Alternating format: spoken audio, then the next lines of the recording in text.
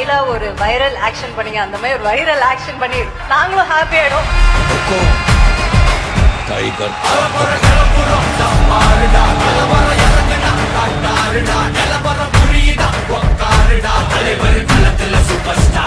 தமிழ்நாட்டின் அரசியல் வரலாற்ற மிக மிக முக்கியமான நாளா இந்த மார்ச் 6 அமைய போகுது.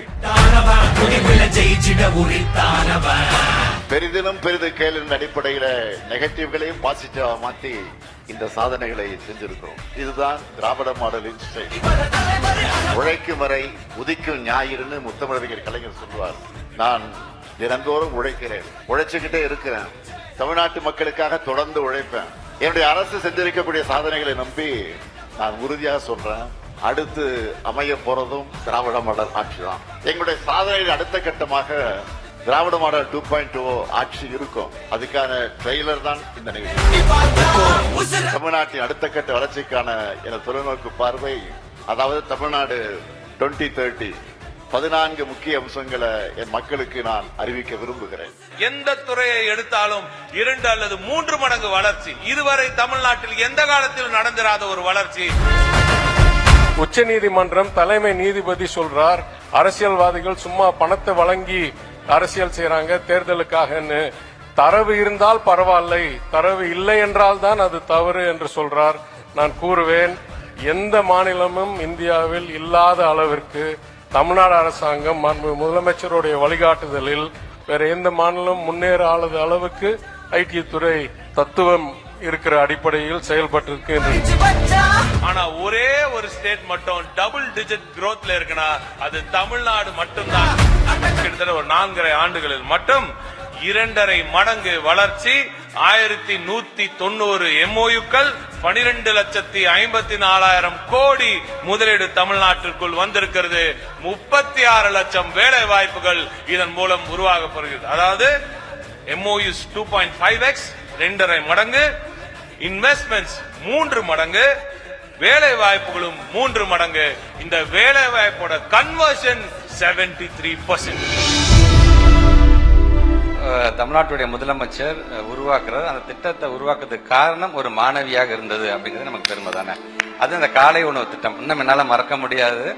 அசோக் பிள்ளை இருக்க ஒரு ஸ்கூல்ல அவங்க உள்ள நுழையும் போது ஃபர்ஸ்ட் டெஸ்க்ல உட்காந்து அந்த பொண்ணுகிட்ட கேட்கறாங்க, என்னமா என்ன எப்போதுமே தமிழ்நாட்டு முதலமைச்சர் இருக்கக்கூடிய அந்த பழக்கம், இந்த சாப்பிட்ற நேரத்தில் யார் வந்தா சாப்பிட்டியான்னு கேட்கறது. அது ரொம்ப சாப்பிட்டீங்களாமா நீங்களா அப்படின்னாங்க. இல்ல சார், ஏன் இன்னைக்கு சாப்பிடலையான்னு.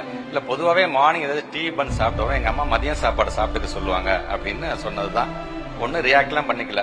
அந்த ஸ்கூல்ல ஃபங்க்ஷன்லாம் முடிச்சுட்டு நேரா கோட்டைக்கு போனவங்க எல்லா IAS ஆஃபீஸரையும் வர சொல்லி முதல்ல எங்க பிள்ளைங்க வயிறார சாப்பிட்டுட்டு ஸ்கூலுக்கு வரணும் அப்படிங்கிறதுக்காக சொல்லி உருவாக்கப்பட்டதுதான் அந்த காலை உணவு திட்டம். அதனால எனக்கு என்னைக்குமே அதனால அது மறக்க முடியாத ஒரு திட்டம். இன்னைக்கு இருக்கிற சமுதாயத்தை நான் என்ன ஜாதிகாரன் தெரியுமா அப்படின்னு பேசுற சமுதாயத்தை நான் என்ன படிச்சிருக்கேன் தெரியுமா அப்படின்னு மாத்தினார் பாத்தீங்களா. அதான் எங்க தமிழ்நாட்டு முதலமைச்சருடைய மிகப்பெரிய ஒரு அச்சீவ்மெண்டாக அதை நாங்க பாக்குறோம். இந்த ஆட்சி அமைக்கப்படுவதற்கு முன்பாக தொடர் பிரச்சாரங்கள் என்னவென்றால், இது ஆன்மீகத்துக்கு எதிரான அரசு இல்லை, இது ஆத்திகர்களும் நாத்திகர்களும் போற்றுகின்ற அரசு என்று கட்டமைப்பதற்கு இந்த 5 ஆண்டு கால ஆட்சியில் மாண்புமிகு முதலமைச்சர் அவர்கள் அறிவித்த அறிவிப்புகளுடைய எண்ணிக்கை 884.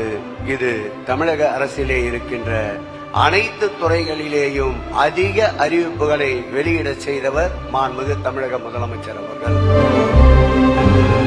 ஆர்கியாலஜி டிபார்ட்மெண்ட்ல தொல்லியல் துறையில இவ்வளவு பெரிய சாதனைகளை அவர் படைத்தது மிகப்பெரிய முக்கியமான. தமிழ் மொழிக்கான அந்த வளர்ச்சி மட்டுமல்ல, தமிழ் மொழிக்கான அந்த பெருமையை பெற்றுத் தருவதில் நம்முடைய முதலமைச்சர் அவர்கள் மிகப்பெரிய சாதனையை உருவாக்கியிருக்கிறார். தமிழனுடைய நாகரிகம், இரும்பின் தொன்மை என்பது தமிழ் நிலப்பரப்பிலிருந்துதான் உருவானது. இனி இந்தியாவின் வரலாறு தமிழ் நிலப்பரப்பிலிருந்துதான் எழுதப்பட வேண்டும் என்று நிரூபித்த அந்த செயல் அவருடைய காலகாலத்திற்கும் நம்முடைய முதலமைச்சருடைய பெருமையை நமக்கு எடுத்துச் சொல்லும். 2030ஆம் ஆண்டில் தமிழ்நாடு $1 டிரில்லியன் பொருளாதாரமாக உயர்த்துவோம். எனவே நாங்க தான் மீண்டும் வருவோம், நாங்க தான் மீண்டும் வெல்வோம், மீண்டும் மீண்டும் வெல்வோம்.